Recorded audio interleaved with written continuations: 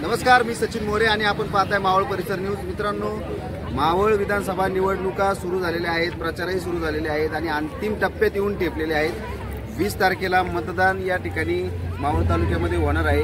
बऱ्याच गावांमध्ये मतदानाचा हक्क नागरिक बजावणार आहेत.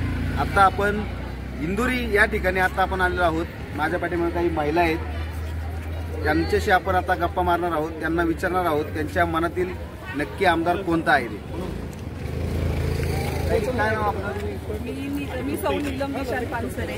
मी तालुका महिला आघाडी सरचिटणीस आहे भाजपाची आणि आम्हाला असं वाटतं की नक्कीच बापूंनाच आमदार होणार, कारण एक वारकरी संप्रदायातले आहेत ते.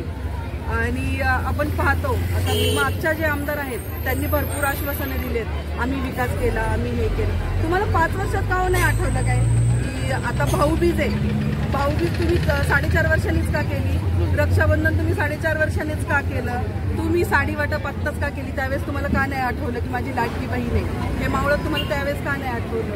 हे फक्त 4.5 वर्षांनी दाखवतात. आणि आम्ही ठिकठिकाणी गेलोय, फिरलोय, वाट फिरलोय, तर तिथे बऱ्याच ठिकाणी आम्हाला असं जाणवलं 5 वर्षात काहीच नाही. काही लोकांकडून तर नाही का, काही ठिकाणी बोललेत आम्ही रोड देऊ, आम्ही पाणी देऊ, लाईट देऊ, तर काही ठिकाणी असं त्या ठिकाणी असं की एकाच साईडला जिथं त्यांच्या साईडला लोक आहेत तिकडे भरपूर स्ट्रीट लाईट आहे, पण जिथे गरज आहे तिथं एकही पोल नाहीये. जिथे रोडची गरज आहे तिथेही रोड नाहीये. तिथे परत नाही का पाण्याची पण सोय नाहीये की त्यांच्याकडून जवळजवळ 10-10 हजार एका माणसाकडून काढले की तुम्हाला पाण्याचं कनेक्शन हवे, आम्ही देतो तुम्हाला, पण 10-10 हजार रुपये तुम्ही त्यासाठी आम्हाला द्या. पण तिथे पाणी तर काही येतच नाही. कनेक्शन दिलं त्यांनी आता जस्ट माझ्या ते काहीतरी 1 आठवडा 10 दिवस झाले त्यांनी दिलेले आहे, पण तिथे अजूनही पाणी व्यवस्थित जात नाही. नावं आम्ही काही सांगू शकत नाहीये कुठे, ते पण नाही आम्ही सांगू शकत, कारण की परत त्यांना टॉर्चर केलं जाणार तिकडे. त्याच्यामुळे ते आम्ही काही डिक्लेअर नाही करू शकत आहे. फक्त मी सांगते की हे झालेलं आहे प्रकार आणि सत्य घटना आहे, असं नाही की आम्ही काहीतरी सांगायचं म्हणून सांगतोय. तर त्याच्यामुळे हे कुठंतरी थांबलं पाहिजे. म्हणून मग आम्हाला हवेत की बापू साहेबच हे व्हायला पाहिजे, आमदार व्हायला पाहिजे.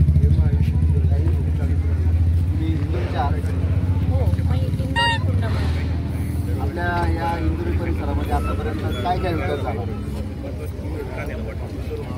पुढे असेल इंदोरीमध्ये? आता आपण तर जे विकास कामं ऐकतोय तर रस्त्याचे कामं झालेत, पाणी वगैरे आले, तर इथं तर आम्ही जेव्हा नागरिकांशी संपर्क करतो तर पाण्याचे प्रॉब्लेम आहेत ते आहेतच आणि रस्त्याचा प्रश्न आहे नागरिकांचा. बाकी इतर अनेक गोष्टी लोक सांगत असतात. तर विकास कामं काय झालीत हे मला आत्ता इतकं स्पष्ट सांगता येत नाहीये. दिसत तर काही नाहीये, जो गाजावाजा चालू आहे त्या प्रमाणामध्ये.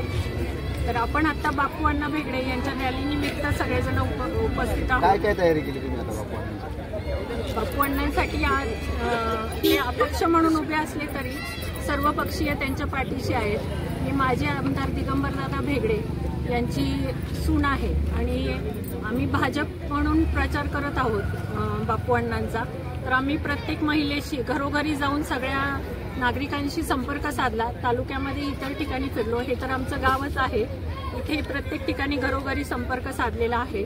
सगळ्यांना आपण पुढच्या दृष्टीने बापू अण्णांनी जो विकास कामांचा आराखडा सांगितला आहे, आरोग्य, शिक्षण आणि प्रत्येकाला त्यांच्या मूलभूत गरजा पूर्ण करण्याचं जे आश्वासन दिलं आहे त्यानिमित्त आम्ही सतत प्रयत्नशील राहू आणि कार्यकर्त्यांना प्रत्यक्ष जाऊन प्रत्येकाच्या अडीअडचणी हे त्याच्यानुसार वेगवेगळ्या असतात, त्या आपण समजून घेऊन पूर्ण करण्याचा प्रयत्न करू आणि तुमच्या अपेक्षांना पूर्ण उतरण्याचा आपण नक्कीच प्रयत्न करू. सर्व पक्षीय आपल्यासोबत आहेत, त्यामुळं कुणालाही कुठली कामं पूर्ण होण्यात अडचण होणार नाही, कारण हा सर्व पक्षीयांचा नेता म्हणून आपण बापू अण्णांना निवडून देणार आहोत. रेखा सुदाम शेवकर, इंदोरी शहर महिला भाजपाची महिला आघाडीचे अध्यक्ष.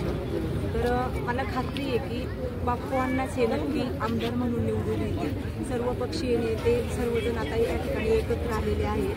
तर बापू अण्णांची सर्वसामान्य माणसासाठी ओळख सांगायची झाली तर संत तुकाराम सहकारी साखर कारखान्याचे 5 वृक्ष आहेत आणि त्या माध्यमातून त्यांची भंडारा डोंगर यासाठी खूप मोलाचं योगदान त्यांचं लाभलेलं आहे. त्याचप्रमाणे आमचा हा मावळ भाग, त्याचप्रमाणे इंदोरी गाव हे ऊस उत्पादक शेतकरी या ठिकाणी भरपूर आहेत. तर त्या माध्यमातून बापू अण्णा हे नेहमी शेतकऱ्यांच्या पाठीशी उभे आहेत आणि यापुढेही राहतील अशी मी खात्री देते. एक भाजपा कार्यकर्ती म्हणून आपण अण्णांचा प्रचार करत आहात, एक सामान्य नागरिक म्हणून या ठिकाणी कोणी दिसत नाहीये. तुम्ही सांगताय की सगळे भाजपाचा प्रचार करताय किंवा भाजपाचे तुम्ही कार्यकर्ता आहात आणि बापू अण्णांचा तुम्ही प्रचार करत आहात. तुमच्यासारखेही कार्यकर्ते भाजपाच्या सुनील अण्णा शेळके यांच्या पाठीशी आहेत. काय वाटतं तुम्हाला, यश तुमच्या पत्रात पडेल?